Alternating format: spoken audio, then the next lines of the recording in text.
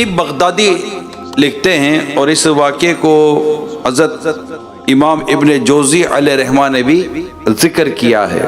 کہتے ہیں حشام بن کلبی سے ذکر ہوا، اس شان سے میں نے حفظ کیا کہ اس شان سے کسی نے بھی قرآن کریم حفظ نہ کیا ہوگا، اور بھول بھی مجھ سے ایسی ہوئی کہ ایسی بھول کسی سے نہ ہوئی ہوگی۔ میرے ایک چچا تھے جو قرآن حفظ نہ کرنے پر مجھ سے ناراض رہتے تھے کہ تم قرآن حفظ کیوں نہیں کر لیتے ہو۔ ایک مرتبہ میں نے قرآن کریم ہاتھ میں لیا اور کمرے میں داخل ہو گیا، اور قسم کھائی کہ اس وقت تک باہر نہیں نکلوں گا جب تک کہ قرآن کریم حفظ نہ کر لوں۔ تو میں نے 3 دن میں قرآن پاک حفظ کر لیا، صرف 3 دنوں میں۔ پھر کہتے ہیں مجھ سے بھول بھی ایسی ہو گئی، اور ہوا یہ کہ ایک دن میں نے آئینے میں دیکھا کہ داڑھی بڑھ چکی ہے، تو میں نے اسے قبضے میں پکڑا تاکہ جو نیچے ہے اس کو میں الگ کر دوں، کہ ایک مٹھی داڑھی سنت ہے، اس کے نیچے جو اس کو کاٹ لینا چاہیے۔ لیکن قبضے کے نیچے سے کاٹنے کے بجائے میں اوپر سے کاٹ بیٹھا، جس کی وجہ سے قرآن مجھ سے بھلا دیا گیا۔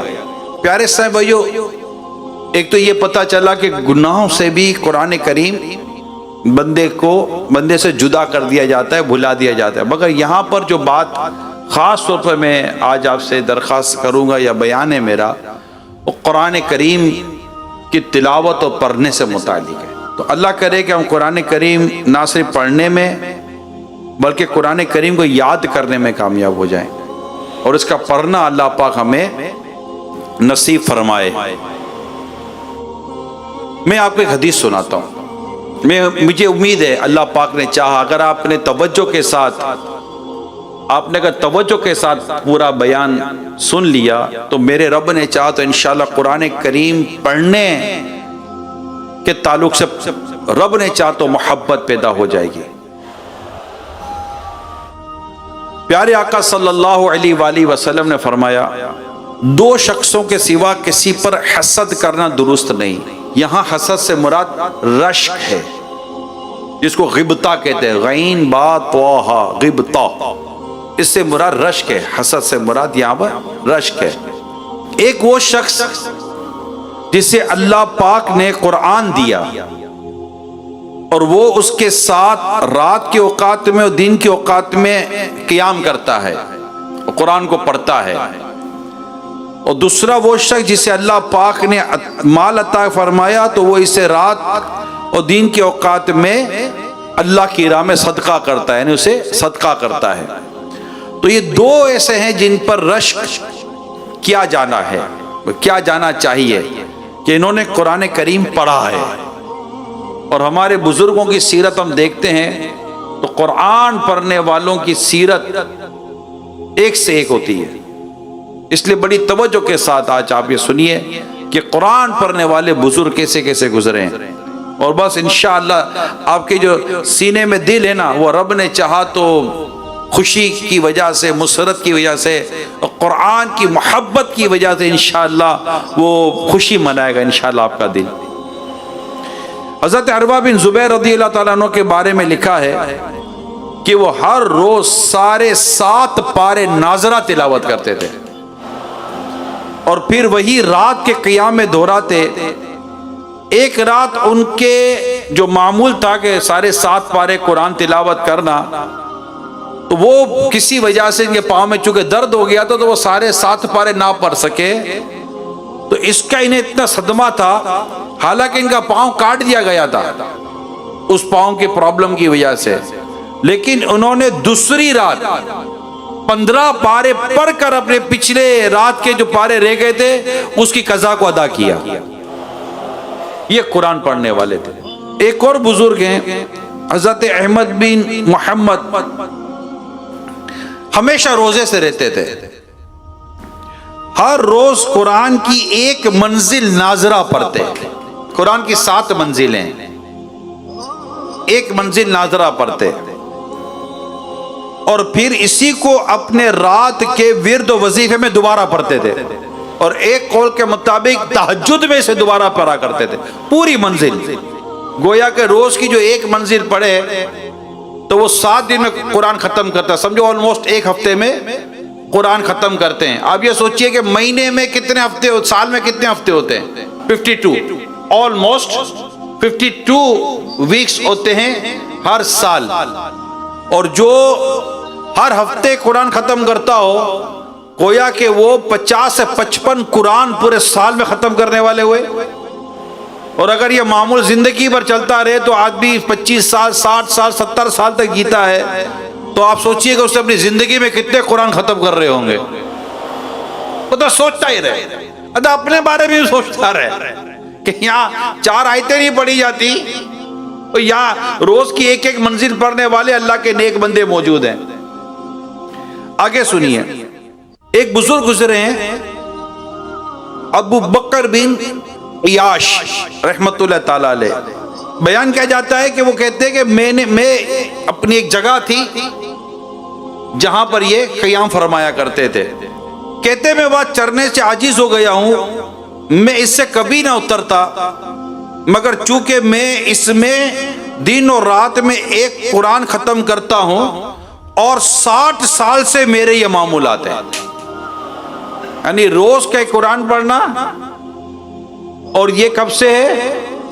60 سال سے میرا یہ معمول ہے کہ میں یہاں روز کا ایک قرآن ختم کرتا ہوں۔ انہی کے بارے میں لکھا ہے کہ وہ بہت ہی زبردست فاضل تھے، بزرگ تھے، بڑے عالم تھے، اور 40 سال تک اپنے پہلو کو انہوں نے یعنی کہ لیٹتے نہیں تھے، یہ اپنے آپ کو لیٹنے سے روکتے تھے، اور کہتے ہیں کہ ان کے بارے 50 سال سے ان کے لیے بستر نہیں لگایا گیا۔ آپ کی وفات کے وقت آپ کی بہن رونے لگی، تو آپ نے فرمایا بہن کیوں روتی ہو؟ اس کمرے کی طرف دیکھو جہاں لیٹے ہوئے تھے، آپ کے وفات کا وقت تھا، کہتے ہیں کہ اس کمرے کی طرف دیکھو، اس میں تمہارے اس بھائی نے 18,000 قرآن ختم کیے ہیں۔ 18,000 میں پڑھتا ہی رہ گیا، یہ میں یہی پڑھتا رہ گیا، یہ تو قرآن پڑھ گئے۔ انہی کے بارے میں لکھا ہے کہ ان کو کسی نے خواب میں دیکھا تو ان کے آگے تازہ اور عمدہ کھجوروں کا ایک تھال رکھا ہوا تھا۔ میں نے ان سے کہا کہ اے ابو بکر مجھے کیوں نہیں دعوت دیتے؟ آپ تو بڑی دعوت دیا کرتے تھے، بڑا کھانا کھلایا کرتے تھے، آپ کے سامنے کھجوروں کا تھال بھرا ہوا، مجھے دعوت کیوں نہیں دیتے؟ یہ خواب میں بات ہو رہی ہے۔ تو انہوں نے کہا اے ہشام یہ اہل جنت کا کھانا ہے، اسے اہل دنیا نہیں کھا سکتے۔ میں نے کہا آپ کو یہ مرتبہ کیسے ملا؟ آپ اس مرتبے تک کیسے پہنچے؟ فرمایا اب بھی تم مجھ سے یہ سوال کر رہے ہو؟ تمہیں خبر نہیں کہ میں نے دنیا میں 80 سال گزارے اور ہر رات ایک قرآن پاک ختم کرتا رہا ہوں۔ اللہ پاک پھر ایسوں کے درجے کیسے بلند کرتا ہے، ایسوں کے مقام کتنے بلند کرتا ہے۔ منصور بن معمر یہ بھی بہت بڑے بزرگ گزرے ہیں، ان کے بارے میں لکھا ہے کہ لوگوں نے ان کی والدہ سے پوچھا کہ ان کا کیا عمل ہے، منصور کیا عمل کرتے ہیں علیہ رحمہ؟ تو انہوں نے فرمایا وہ رات کے 3 حصے کرتے ہیں، ایک حصے میں قرآن کریم کی تلاوت، دوسرے حصے میں روتے ہیں، اور تیسرے حصے میں دعا کرتے ہیں۔ یہ اللہ کے نیک بندے گزرے ہیں، یعنی اتنی زبردست انداز رہا ہے ہمارے بزرگوں کا۔ جب ہم ان کی سیرتیں پڑھتے ہیں نا، واقعی ذہن کام نہیں کرتا کہ یہ کھاتے بھی تھے، پیتے بھی تھے، سوتے بھی تھے۔ ان میں کئی بزرگوں کی شادیاں ہوئی ہیں، بچے تھے، فیملی تھی، روزگار تھے، ان کا اپنا مطلب کہ ذریعہ معاش ہوا کرتا تھا۔ آپ بھی سمجھ سکتے ہیں کہ کوئی ایسے تھوڑی مطلب اللہ کے میلے گھروں میں رہتے، فیملی والے لوگ ہوتے تھے۔ ہمارے بزرگان دن فیملی والے ہوتے تھے، ان کے بچوں کے واقعات ملتے ہیں، ان کے فیملیوں کے واقعات ملتے ہیں، ان کے روزگار کے بھی واقعات ملتے ہیں۔ مگر کیا کمال کے تھے کہ کتنی عبادتیں کرتے تھے، کتنی نمازیں پڑھتے تھے، کتنا قرآن پڑھتے تھے، کتنا ذکر کرتے تھے، کتنی تلاوتیں کر لیا کرتے تھے، اور روزے بھی رکھا کرتے تھے۔ کمال نہیں ہے، روزے بھی رکھا کرتے، رمضان کے روزے ہم سے نہیں رکھے جاتے، یہ رمضان تو فرض روزے تھے تو رکھتے تھے، یہ تو رکھنا ہی ہوتا تھا، ان کے تو تصور بھی نہیں، ہم ان کے تصور بھی نہیں کر سکتے رمضان کے روزے کے تعلق سے، یہ تو نفلی روزے رکھا کرتے تھے۔ یہ وہ بزرگ ہیں جن کے بارے میں کتابوں میں لکھا جاتا ہے قائم اللیل اور صائم الدہر ہوا کرتے تھے، رات رات بھر کھڑے ہو کر اللہ کے حضور عبادت کرتے تھے اور دن بھر روزہ رکھا کرتے تھے۔ یہ ایسے اللہ پاک کے نیک بندے ہوا کرتے تھے۔ اس کے علاوہ بھی میرے پیارے اسلامی بھائیو، اگر ہم پڑھتے ہیں سیرتیں تو جیسے کہ ایک اور بزرگ گزرے ہیں، ابو اسحاق ان کا نام تھا، ان کے مشہور تھے یہ، گرمی کے موسم ہو یا سردیوں کا موسم، یعنی گرمی کے موسم میں رات بھر قیام کرتے تھے اور سردی کے موسم میں شب کے اول اور آخر میں قیام کرتے اور درمیان میں تھوڑا سا آرام کر لیتے۔ ان کے بارے میں لکھا ہے کہ جب یہ ضعیف ہو گئے، بوڑھے ہو گئے، بزرگ ہو گئے تو وہ خود کھڑے نہیں ہو سکتے تھے، یہاں تک کہ انہیں سہارا دے کر کھڑا کیا جاتا، پھر جب کھڑے ہو جاتے تو حالت قیام میں 1000 آیات پڑھا کرتے تھے بزرگی میں۔ یعنی یہ بزرگی سے مراد، بزرگ تو ہوتے ہی، بزرگ تو ہوتے ہی، ان کی تو جوانی بزرگی ہوتی ہے، مگر وہ عمر کا ایک تقاضا ہوتا ہے نا کہ بندہ کھڑا نہیں رہ سکتا، تو انہیں کو کھڑا کرتا، اور جب یہ اس طرح سہارے سے کھڑے ہو جاتے تب بھی یہ قیام میں 1000 آیت پڑھ دیتے۔ اور ان کے بارے میں لکھا ہے کہ وہ یہ فرماتے ہیں 1000 آیتیں پڑھنے کے بعد اور دیگر جو اپنی ضعف کی وجہ سے افسوس، سنیے ان کا افسوس کیسا تھا، یہ اس بات پر افسوس کرتے تھے کہ نماز مجھ سے رخصت ہو گئی، میں بوڑھا ہو گیا ہوں، میری ہڈیوں میں مغز نہیں رہا، آج رات میں نماز میں کھڑا تو ہوا، صرف سورہ بقرہ اور آل عمران سے زیادہ نہ پڑھ سکا۔ کس پر افسوس کر رہے؟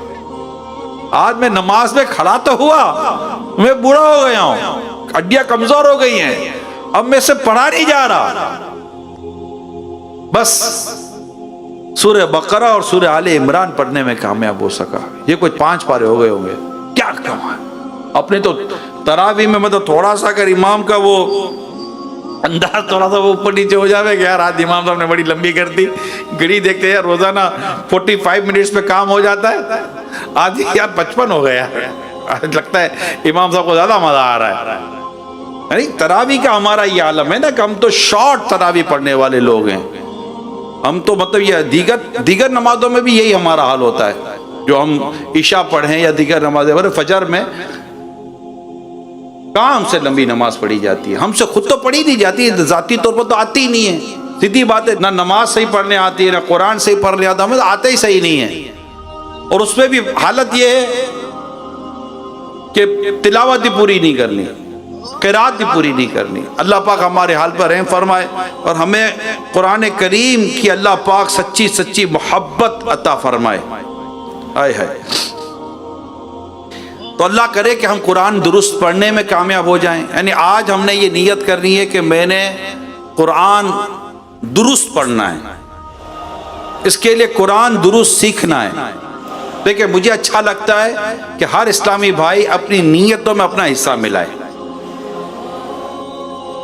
مجھے اچھا آپ کو بھی اچھا لگے گا، مجھے بھی اچھا لگے گا کہ اگر نیت جھوٹی نیت نہیں، غلط نیت نہیں ہے نیت تو پھر نہیں ہے، مگر نیت ہے نا تو پھر اس کا بھرپور اظہار ہونا چاہیے نا کہ میں انشاءاللہ قرآن درست پڑھوں گا، درست سیکھوں گا اور انشاءاللہ اس پر عمل کروں گا، اور اللہ کرے کہ میں حافظ قرآن بن جاؤں، حافظ قرآن۔ ماشاءاللہ کیا بات ہے، اور میں کہوں گا اپنے بچوں کو بھی پڑھائیں، بچوں کو بھی پڑھائیں اور قرآن کریم حفظ کرنے کی عادت بنائیں، کہ قرآن کریم حفظ کرنے کی بات ہی کچھ اور ہے کہ اللہ پاک ہم سب کو قرآن کریم حفظ کرنے کی بھی توفیق عطا فرمائے، کہ انشاءاللہ تعالیٰ جو قرآن کریم کا حافظ ہوگا، اللہ نے چاہا تو وہ اپنے گھر کے ایسے 10 افراد جن پر جہنم واجب ہو چکی ہوتی ہے، حافظ جو قرآن صحیح حافظ ہوتا ہے عمل کرنے والا، یہ اپنے ایسے گھر کے 10 افراد کی شفاعت کرے گا، اور بھی اس کے حافظ کے بڑے فضائل ہیں۔ تو اللہ پاک ہم سب کو قرآن پڑھنے کی توفیق عطا کرے۔ حضرت انس رضی اللہ تعالیٰ عنہ بیان کرتے ہیں، پیارے آقا صلی اللہ علیہ وسلم نے فرمایا، جو شخص اپنے بیٹے کو ناظرہ قرآن سکھائے اس کے اگلے پچھلے گناہ بخش دیے جاتے ہیں۔ قرآن سیکھے بھی، اپنے بچوں کو سکھائیں بھی۔ مدرسۃ المدینہ بچوں کے لیے، بڑوں کے لیے مدرسۃ المدینہ بالغان موجود ہے۔ آپ جائیں مدرسۃ المدینہ بالغان کی طرف، بچوں کو بھیجے مدرسۃ المدینہ جو بچوں کا اس کی طرف، اور پورا گھر قرآن پڑھ رہا ہو۔ گھر کی عورتیں بھی ہیں، اسلامی بہنیں، ان کو بھیجے مدرسۃ المدینہ بالغات کی طرف۔ آپ وہاں جاؤ قرآن پڑھنے کے لیے، اسلامی بہنیں آپ کو وہاں قرآن سکھائیں گی۔ میں چلا مردوں میں، اسلامی بھائیوں میں، بچے جائیں بچوں میں۔ سارا گھر قرآن پڑھنے والا ہونا چاہیے، سارے گھر کو قرآن درست پڑھنے آنا چاہیے۔ واہ! رسول پاک صلی اللہ علیہ وسلم فرماتے ہیں جو شخص بھی دنیا میں اپنے بچے کو قرآن سکھائے اسے قیامت کے دن تاج پہنایا جائے گا، اور اہل جنت اسے جنت میں اس حوالے سے پہچانیں گے کہ یہ وہ شخص ہے جس سے دنیا میں اپنے بچے کو قرآن سکھایا تھا۔ قرآن کریم سکھانے کا یہ عالم ہے، ماں باپ کی فضیلت ہے، تو جو قرآن پڑھ رہا ہے اس کی فضیلت کتنی ہوگی؟ ذرا سوچے تو صحیح ہے۔ ماں باپ کو یہ مطلب یہ ساری کو برکتیں اللہ پاک نصیب فرمائے گا۔ ہم پڑھنے والے تو بنے۔ آپ سوچئے حدیث پاک میں کہ جو شخص اپنے بچے کو قرآن سکھائے اللہ پاک اسے قیامت کے دن ایسا تاج پہنائے گا جس پر تمام اولین اور آخرین تعجب کریں گے۔ یہ ماں باپ کی فضیلت ہے۔ ماں باپ کچھ اور بنانا چاہتا اپنے بچے کو، میری تو درخواست ہے پہلے اپنے بچے کو حافظ بنائیے، قرآن کریم حفظ کرائیے، اس کا قرآن درست کروائیے، اس کو نادرہ پڑھائیے۔ ہمارے یہاں یہ ہوتا نہیں ہے یار۔ آدھا گھنٹہ قاری صاحب آئے گا، قاری صاحب آئیں گے آدھا گھنٹہ، آپ پڑھا کر چلے جائیں گے۔ اسکول کی تعلیم تقریباً 6 سے 7 گھنٹے، ٹیوشن 2 سے 3 گھنٹے، یعنی 10 گھنٹے، وہ بھی گھر کے اندر الگ ہوم ورک وغیرہ کے نام پر۔ بچہ تقریباً 10 گھنٹے اپنی دنیاوی تعلیم حاصل کر رہا ہے، آدھا گھنٹہ مشکل 15 منٹ آدھا، اس میں بھی چھٹیاں۔ قاری صاحب آج بچہ سویا ہوا ہے، ہوم ورک کرتے تھک گیا، اسکول سے آ کر تھک گیا تھا، آج چھٹی کر رہا ہے، آدھا گھنٹہ بڑی مشکل سے بچہ قرآن پڑھے گا۔ ہم خود اپنے ہاتھوں اپنے بچے کی سوچ بنا رہے ہیں کہ بیٹا دیکھ لے دین اتنی سیکھنے کا ہے اور دنیا اتنا پڑھنے کا ہے۔ ہم نے خود تقسیم کر کے دی اپنی اولاد کو۔ جب اولاد بڑی ہوتی ہے تو اس کو بھی یہ اندازہ ہوتا ہے وہ بھی صحیح سیکھا یا غلط سیکھا نہیں۔ اچھا، اسکول میں ہر ہفتے چند دنوں کے بعد ماں باپ رپورٹ لیتے ہیں، اس کا بیگ چیک کرتے ہیں، اس کی کاپیاں چیک کرتے ہیں، مگر کبھی بھول کر بھی قاری صاحب کو نہیں پوچھتے کہ قاری صاحب بیچہ قرآن درست پڑھ رہا یا نہیں پڑھ رہا۔ بلکہ اگر قاری صاحب شکایت کرے کہ بچہ نہیں پڑھا، قاری صاحب اب آپ قاری صاحب ہے نا، آپ دیکھیں نا بچہ پڑھ لے گا، آپ کو آنا چاہیے تھا قاری صاحب پڑھانے کے لیے، ہم نے قاری صاحب کیوں رکھا ہے؟ یہ پھر سارا قاری صاحب پر ڈال دیں گے، مولانا صاحب پر ڈال دیں گے۔ آپ جانو ٹیوشن پڑھانے والے کی سیلری 20,000 25,000 10,000 ٹیوشن پڑھانے والے کی، قاری صاحب کی تنخواہ 2,500 2,000۔ قاری صاحب بولے سیلری بڑھا دے، ارے قاری صاحب آپ کو کیا ضرورت ہے پیسے کی؟ قاری صاحب کا بچہ بیمار ہوگا تو مٹی کھائے گا، ہوا کھائے گا، قاری صاحب دم کریں گے فو، باقی سب کو ضرورت ہے۔ کریانے والا بولے گا آپ قاری صاحب ہیں آپ کو چاول فری، آٹے والا بولے گا قاری صاحب ہے آپ کو آٹا فری۔ ایسا تھوڑی ہوتا ہے، ہم نے خود ہی، اچھا بچے کو پتا ہے کہ اگر دنیا کی تعلیم حاصل کی تو ٹیوشن کی ارننگ 20,000 25,000، اور اگر دین سیکھا، قرآن سیکھا، قرآن پڑھانے والا سیکھا تو ارننگ 2,000 25,000 1,500 روپے، آدھا گھنٹہ بس خلاص۔ یہ ہم نے تقسیم کی ہوئی ہے، کسی نصاب کسی کتاب میں نہیں لکھا، ہم کلچر بن چکا ہے یہ، اور انشاءاللہ دعوت اسلامی اس کلچر کو بدل کے رکھ دے گی۔ دین کو فوقیت ہے اور دین کو فوقیت رہے گی۔ دنیاوی تعلیم حاصل کرنا اگر شریعت کے مطابق جائز طریقے سے کرتا ہے کرے، مگر سب سے پہلے اولین علم دین ہے، فرض علوم ہے، قرآن ہے، حدیث ہے۔ ایک مسلمان کو یہ سیکھنا چاہیے، پڑھنا چاہیے، مگر یہ کیا بات ہوئی؟ اتنا فرق کر دیا ہم نے۔ اور یہ جو میں کہہ رہا ہوں کوئی ایسی کوئی آپ کو بریکنگ نیوز تو نہیں نہ دے رہا میں، ابھی میں کہہ رہا ہوں اور آپ ایڈمٹ کر رہے ہوں گے بھائی میری جو گفتگو ہے سوسائٹی میں ایسا ہو رہا ہے نہیں ہو رہا، کون کون اتفاق کرتا ہے؟ اور کیا آج سمجھ آئی کہ یار یہ غلط تھا، یہ تقسیم کیسی ہو گئی ہے؟ انشاءاللہ ہم قرآن پڑھیں گے، قرآن سیکھیں گے، اپنے بچوں کو قرآن پڑھائیں گے اور انشاءاللہ قرآن کی تعلیم کو عام بھی کریں گے انشاءاللہ۔ اللہ پاک ہم سب کو قرآن درست پڑھنے کی توفیق عطا فرمائے۔ ذرا سنیے تو صحیح، اب فضیلت کس کی ہے؟ حافظ بننے کی۔ فضیلت کس کی ہے؟ قرآن پڑھنے کی۔ فضیلت کس کی ہے؟ قرآن بچوں کا پڑھانے کی۔ یہ سب اس کی حدیث سے سنا رہا ہوں نا میں، کس چیز کی حدیث سے سنا رہا ہوں؟ حافظ کے والدین کو قیامت کے دن عزت کے تاج اور عزت کا لباس پہنایا جائے گا۔ قرآن پڑھانے والے ماں باپ کو عزت کا تاج، عزت کا لباس پہنایا جائے گا۔ اب سوچئے محشر میں، سورہ محشر میں جن کے ماں باپ کو بلا کر عزت کا تاج سجایا جائے گا، اب سوچئے وہ مقام کتنا عظیم وقت ہوگا، ماں باپ کی اس وقت خوشی کا عالم کیا ہوگا۔ آج دنیا میں تھوڑی وہ چھوٹی موٹی سیریمنی ہوتی ہے، کسی وی آئی پی کے ذریعے کو سرٹیفکیٹ دی جاتی ہے، ماں باپ کو بلا کر اپریسیشن لیٹر دیا جاتا ہے اور وہ پھولے نہیں سماتا۔ اے ماں باپ، قیامت کا وہ منظر یاد کرو جب تمہیں بچے کو قرآن پڑھانے، حافظ بنانے کی وجہ سے قیامت کے دن اللہ پاک تمہارے سروں پر عزت کا تاج سجائے گا، تمہیں جنتی لباس عطا کرے گا۔ اس وقت جب ماں باپ پوچھیں گے کہ ہمیں یہ کس وجہ سے دیا جا رہا ہے، ہم نے تو ایسا کوئی عمل نہ کیا تھا، کہا جائے گا تم نے اپنے بچوں کو قرآن پڑھایا، قرآن پڑھایا۔ ارے جن ماں باپ نے قرآن پڑھایا، بچے کو حافظ بنایا، اس کی عزت کا یہ عالم ہے۔ ذرا سوچو قرآن پڑھنے اور قرآن حفظ کرنے والے کی عزت کا عالم کیا ہوگا۔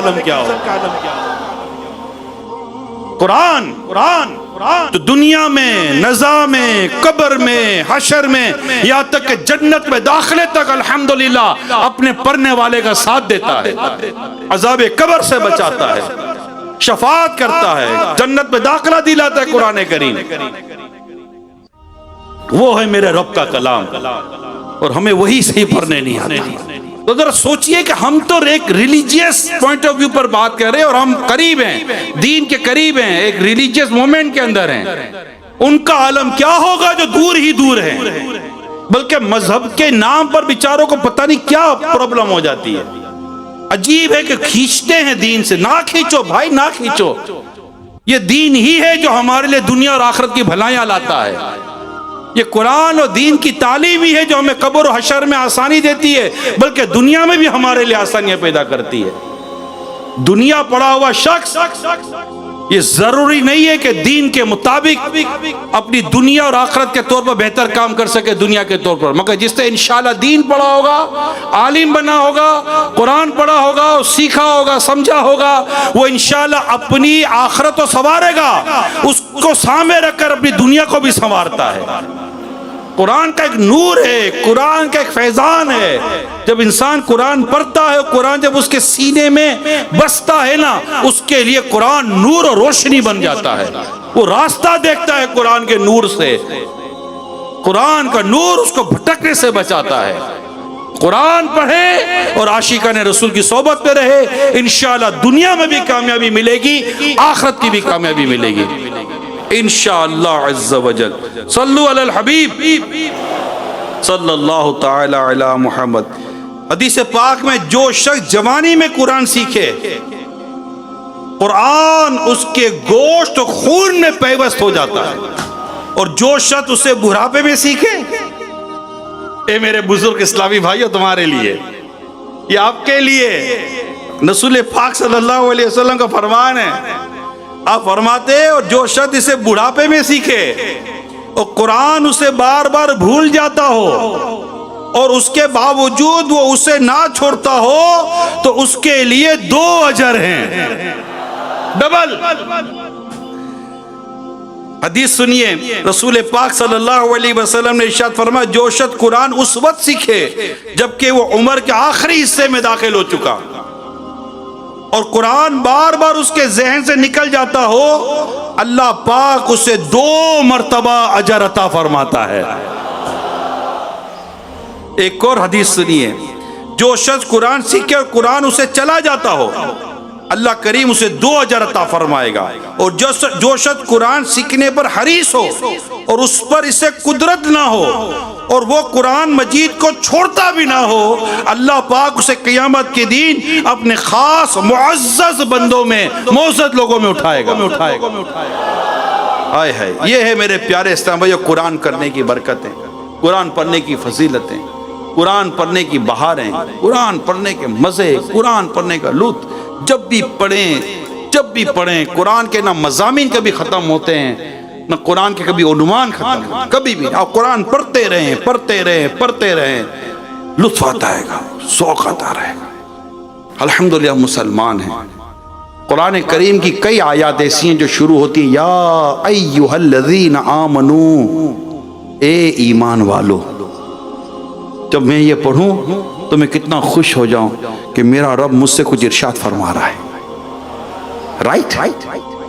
آپ جب یہ قرآن کریم میں پڑھیں گے اور جب آپ یہ آیت کریمہ کا حصہ پڑھیں گے اے ایمان والو، آپ کیا کہیں گے؟ لبیک یا ربی، اے مولا میں حاضر ہوں۔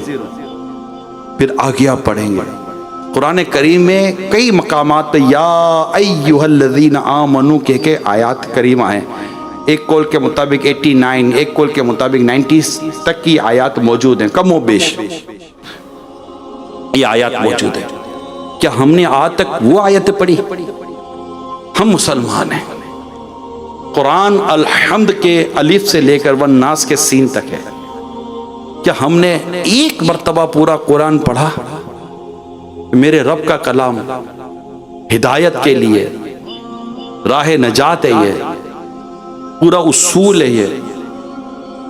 کہ ہم نے کبھی پڑھا؟ اب میں آپ سب سے، میں دنیا بھر کے مسلمانوں سے پوچھتا ہوں، میں تو حفاظ سے بھی کہتا ہوں کہ آپ حافظ بنے، اللہ پاک آپ کے حفظ کو سلامت رکھے، مگر اے میرے پیارے حافظ عاشقان رسول، پلیز حفظ کے ساتھ ساتھ قرآن کو ایک بار سمجھ بھی تو لیں کہ ہمارے کلام میں ہے کیا۔ اس کو، اس کے معنی مطالب و تفاسیر کے ساتھ پڑھے تو اب تو آسان پر آسان تفسیر صلاۃ و جنان، اور اس میں بھی آسان ترجمہ قرآن کنز العرفان بھی موجود ہے، اور میرا اعلیٰ حضرت کا ترجمہ قرآن کنز الایمان بھی موجود ہے۔